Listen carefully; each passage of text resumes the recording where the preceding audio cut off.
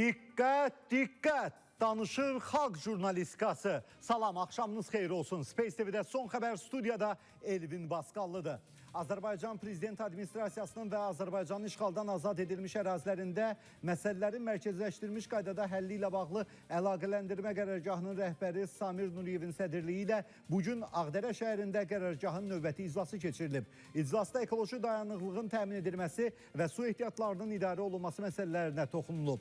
Təbii ehtiyatlardan səmərəli istifadə, ekosistemlərin bərpası və torpaq ehtiyatlarının qorunması uzunmüddətli inkişafın mühüm şərtlərindəndir. İşğaldan azad edilmiş ərazilərdə su təsərrüfatı obyektlərinin bərpası ilə yanaşı su ehtiyatlarının müasir səviyyədə və qənaətli idarə olunması, müxtəlif sahələrin suya olan tələbatının balanslı şəkildə ödənilməsi və ölkənin su təhlükəsizliyini möhkəmləndirməsi qarşıda duran əsas vəzifələr sırasındadır.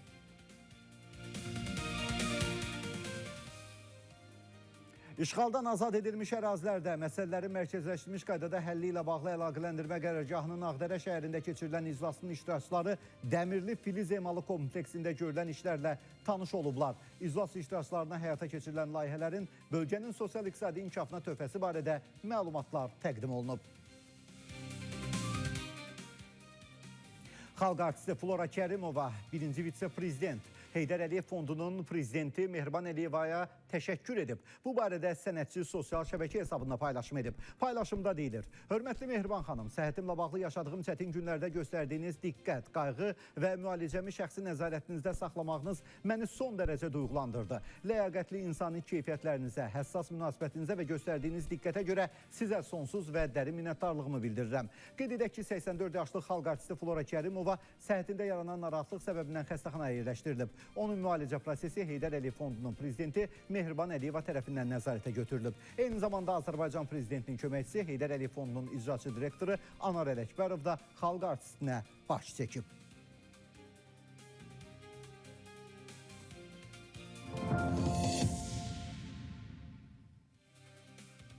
Azərbaycan Prezidenti İlham Əliyevin tapşırığına uyğun olaraq işğaldan azad edilmiş ərazilərə böyük qayıdış davam etdirilir. Bugün Cəbrayıl rayonunun Şükürbəyli kəndinə növbəti karvanlar yola salınıb. Şükürbəyliyə köç edənlər Respublikanın müxtəlif yerlərində, əsasən yataqxanalarda, sanatoriya və inzibati binalarda müvəqqəti məskunlaşmış ailələrdir. Bu mərhələdə Şükürbəyli kəndinə 45 ailə, 196 nəfər köçürülüb.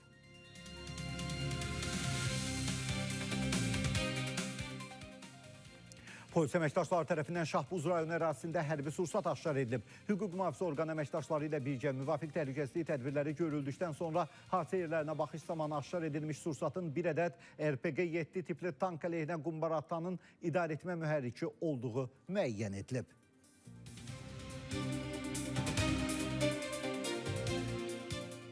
(051-583-24-08) bu bizim qaynar xəttimizdir. WhatsApp nömrəmizdir. İşıqlandırılmasını istədiyiniz mövzularla bağlı çəkiliş eləyin və bizə göndərin. Biz də işıqlandıraq. Xəbərin sonu yoxdur. Son ünvanı var. Space TV-nin son xəbəri. Ağdam rayonunda Xaçınçay çayında suyun səviyyəsinin yüksəlməsi nəticəsində yaranan sel suları yaşayış məntəqəsində ciddi fəsadlara səbəb olub. Son günlər müşahidə olunan intensiv yağıntılar nəticəsində çayda suyun səviyyəsi artıb. Sel suları Ağdamın Xaçınçay qəsəbəsini rayon mərkəzi ilə birləşdirən avtomobil yolunun bir hissəsini yuyaraq nəqliyyatın hərəkəti üçün təhlükə yaradıb. Təbiət hadisəsi nəticəsində yaşayış evlərinə gedən qaz xətti də zədələnərək sıradan çıxıb. Bundan əlavə sel sularının yaşayış evlərinə yaxınlaşması ərazidə təhlükəli vəziyyət yaradıb. Hazırda hadisə yerinə aidiyyatı qurumların texnika və canlı qüvvəsi cəlb olunub. Təhlükənin aradan qaldırılması istiqamətində zəruri tədbirlər görülür.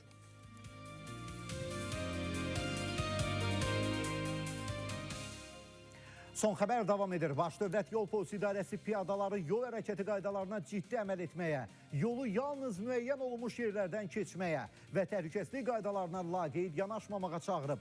Qurumdan bildirilib ki, bir anlıq diqqətsizlik ağır nəticələrə səbəb ola bilər.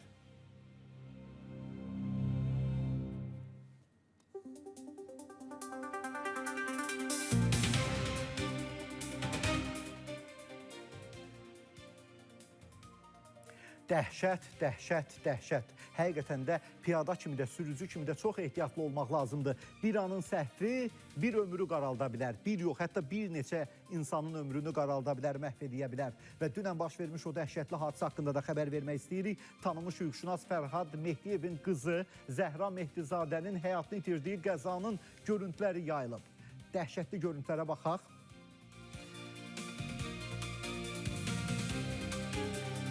Görüntüləri Baş Dövlət Yol Polisi İdarəsi ictimailəşdirib. 16 iyun saat 17 radələrində Pərviz Əhmədovun idarə etdiyi Mercedes markalı avtomobil Bakı-Quba yolunda nasazlıq səbəbindən məcburi dayanıb. Nəticədə nasaz nəqliyyat vasitəsinin dayandığı zolaqda hərəkətdə olan motosiklet sürücüsü 17 yaşlı Zəhra Mehdizadə mövcud şəraiti vaxtında qiymətləndirə bilməyib və gəldiyi sürətlə də avtomobilə çırpılıb. Motosikleti sürücülük hüququ olmadan idarə edən Zəhra Mehdizadə xəstəxanaya çatdırılsa da onun həyatını xilas etmək mümkün olmayıb. Faktla bağlı istintaq aparılır. 17 yaşlı qızın ölümündə kim günahkardır? Zaman özü göstərəcək. Təbii ki, istintaq aparılır. Təbii ki, sürücülük vəsiqəsi olmadan ümumiyyətlə 17 yaşında motosiklet sükanı arxasında əyləşib onu idarə etmək bir çox suallar yaradır. Sosial şəbəkələrdə də bu haqda çox danışıldı. Allah ailəsinə səbir versin. Amma daha bir 16 yaşlı şəxsin ölümü, daha doğrusu bu ölümün yaratdığı nəticələr barəsində xəbərimiz var. Qəbələdə Boğaz nahiyəsindən cərrahi əməliyyat edilmiş 16 yaşlı Məlikə Məmmədovanın ölümü ilə bağlı açılmış cinayət işi üzrə məhkəmə prosesi başa çatıb. Qəbələ rayon mərkəzi xəstəxanasının cərrahiyyə şöbəsinin həkim otorinolaroqu Elçin Mahmudov barəsində ittiham edici hökm çıxarılıb. Qəbələ rayon məhkəməsinin hökmü ilə o 3 il müddətinə azadlıqdan məhrum edilib. Bundan başqa Elçin Mahmudovun 1 il 6 ay tibbi fəaliyyət göstərməsi də qadağan edilib. Hökmdə onun cəzasını məntəqə tipli müəssisədə çəkməsi qeyd edilib. Qeyd edək ki, ötən ilin iyununda 2009-cu il təvəllüdlü Məlikə Məmmədova Qəbələ rayon mərkəzi xəstəxanasına boğaz əməliyyatı üçün müraciət edib. Üzərində tezilikotomiya əməliyyatı icra olunan yeniyetmə 3 gün sonra kəskin qanaxma səbəbindən xəstəxanada dünyasını dəyişib. Bu ilin yanvarında isə həkim barəsində cinayət məcəlləsinin səhlənkarlıq ölümlə nəticələndikdə maddəsi ilə iş açılıb.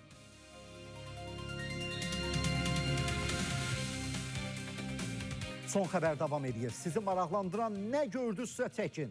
Sizi narahat edən nə varsa çəkin. Özünüz də danışın, özünüzü də çəkin və bu veriliş sizindir. Azərbaycan telemekanının ən baxılan xəbər ünvanındasınız.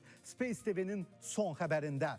051 583 2408 qaynar xəttimizdir, WhatsApp nömrəmizdir. İşıqlandırılmasını istədiyiniz mövzularla bağlı yazın, göndərin, biz də işıqlandıraq. Bakıda küçədə qadınla kişinin bir-birini döyməsini əks etdirən görüntüləri çəkdilər, yaydılar. Hadisə paytaxtın Nərimanov rayonu Atatürk prospektində baş verib. Hadisə zamanı tərəflər bir-birinə zərbələr endirib, görüntülərdən qadının kişiyə daha çox zərbələr endirdiyi görünür.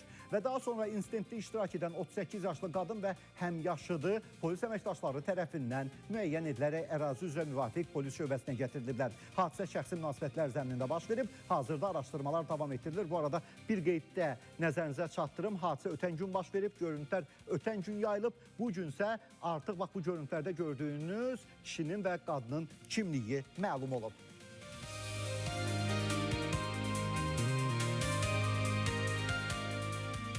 Ən sürətli, operativ, dəqiq və vicdanlı xəbər ünvanındasınız. Bərdədə 10 kiloqramdan artıq narkotik vasitə qanunsuz dövriyyədən çıxarılıb. Daxili İşlər Nazirliyindən verilən məlumata görə Bərdə rayon polis şöbəsinin əməkdaşları tərəfindən keçirilən tədbirlərlə narkotik vasitələrin qanunsuz dövriyyəsi ilə məşğul olmaqda şübhəli bilinən Miranə Nuruşova saxlanılıb. Ondan satış məqsədi ilə əldə etdiyi ümumilikdə 10 kiloqramdan artıq marihuana və həşiş aşkarlanıb. Faktla bağlı cinayət işi başlanıb. Miranə Nuruşova barəsində məhkəmənin qərarı ilə həbs qəti imkan tədbiri seçilib. Araşdırmalar davam etdirilir.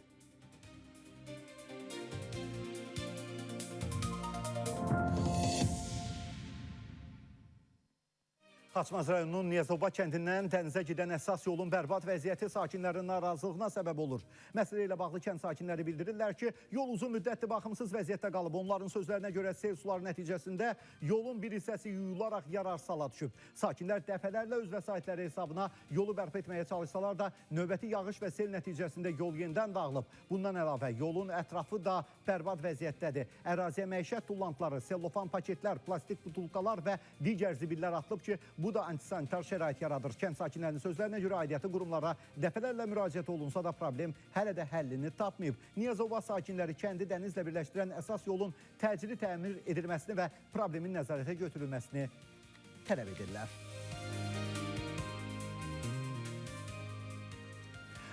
Paytaxtın Böyükşor yolu ərazisində ağır yol qəzası baş verib. Hərəkətdə olan Iveco markalı yük avtomobili Çanqan markalı minik avtomobilinə çırpılıb. Zərbənin təsirindən idarəetmədən çıxan yük maşını əks hərəkət zolağına keçərək Ford Fusion markalı avtomobillə toqquşub. Qəza nəticəsində yük maşını aşıb, daşıdığı su qabları yolun hərəkət hissəsinə dağılıb. Quba rayonunun Almazqazmalar kəndinə gedən avtomobil yolunda yaranmış təhlükəli vəziyyət hələ də aradan qaldırılmayıb. Aprel ayından qəzalı vəziyyətdə olan yol son günlər yağan intensiv yağışlar nəticəsində daha da zədələnib. Yolun bir hissəsi çökərək yararsala düşüb. Asfalt örtüyü geniş sahədə dağılıb, dərin yarğanlar əmələ gəlib və nəqliyyat vasitələrinin hərəkəti üçün ciddi təhlükə yaranıb. Sakinlərin sözlərinə görə yaranmış problemə baxmayaraq, indiyədək yolun bərpası istiqamətində ciddi tədbir görülməyib. Bu isə kənd əhalisinin rayon mərkəzində gediş-gəlişində çətinliklər yaradır. Kənd sakinləri aidiyyatı qurumlarının əraziyə baxış keçirməsini və yolun qısa müddətdə əsaslı şəkildə bərpa olunmasını istəyirlər.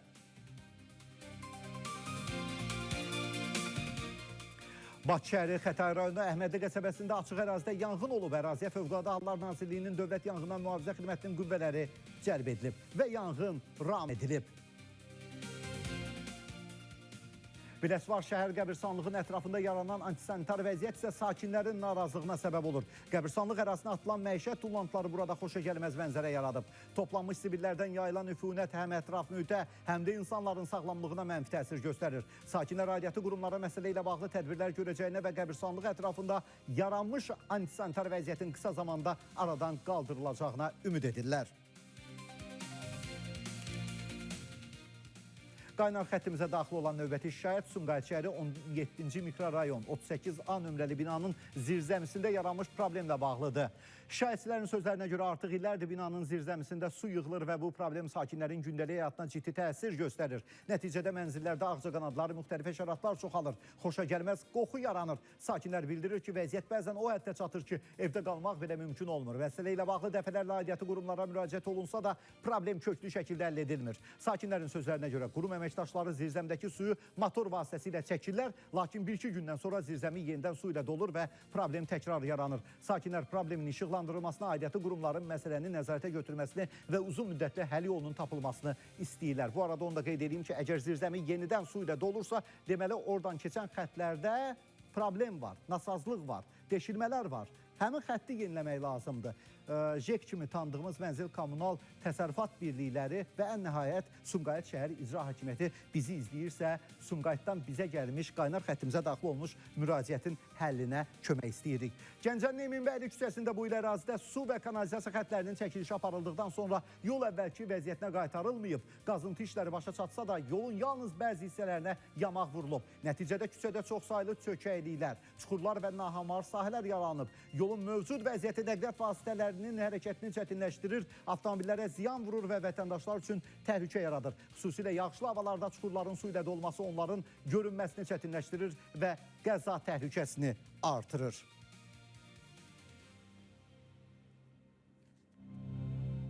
Xaçmaz şəhərinin Bakı prospektində yerləşən yerüstü piyada keçidləri və onların vəziyyəti sakinlərin narazılığına səbəb olub. Sakinlər bildirirlər ki, keçidlər həddindən artıq hündür inşa edildiyi üçün onlardan istifadə edənlərin sayı çox azdır. Xüsusilə yaşlılar, əlilliyi olan şəxslər və uşaq arabası ilə hərəkət edən valideynlər üçün bu keçidlər əlverişli hesab edilmir. Bundan başqa keçidlərin bir sıra hissələrində üzlük daşları qopub, bəzi konstruksiya elementləri aşınıb və baxımsızlıq açıq şəkildə hiss olunur. Ərazidə olan açıq elektrik naqilləri də əlavə təhlükə yaradır. Sakinlərin sözlərinə görə həmin keçidlərdən istifadə çətin olduğundan bir çox piyada yolu birbaşa avtomobil hərəkət hissəsindən keçməyə üstünlük verir. Bu isə yol qəzalarının baş vermə təhlükəsini artırır.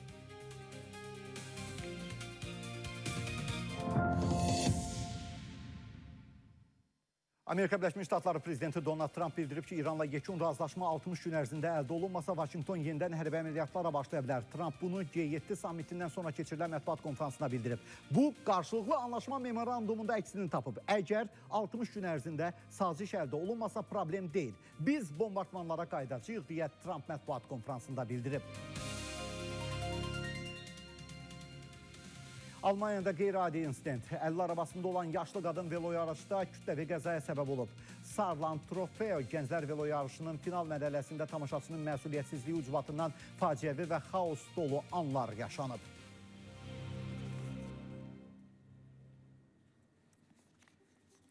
Böyük Britaniyada qeyri-adi oğurluq hadisəsi olub. Soyğunçular ekskavatordan istifadə edərək bankomatı yerindən çıxarıb aparıblar.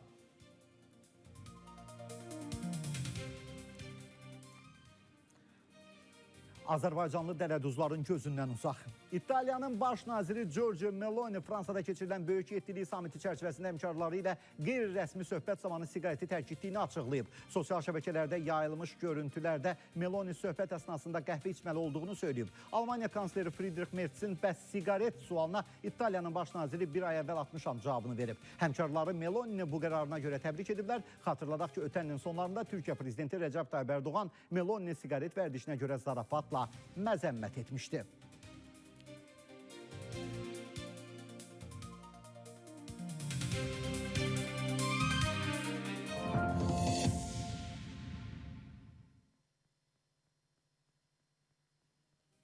Devam edirik. Daha bir erməni müğənni mahnımızı oğurlayaraq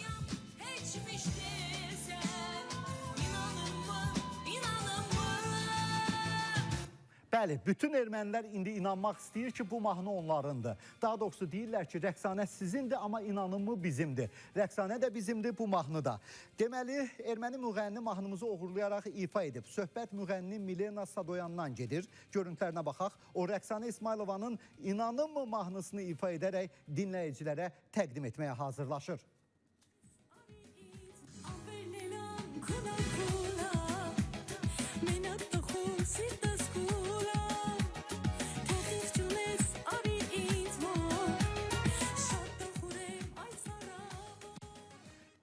İldir biz inanımını eşidirik. Bu təbii ki, Azərbaycan musiqisinin gözəl, belə deyək, nümunələrindən biridir. Ermənilər növbəti oğurluqla özlərini təsdiq etmiş oldular ki, onlar oğurluq edirlər.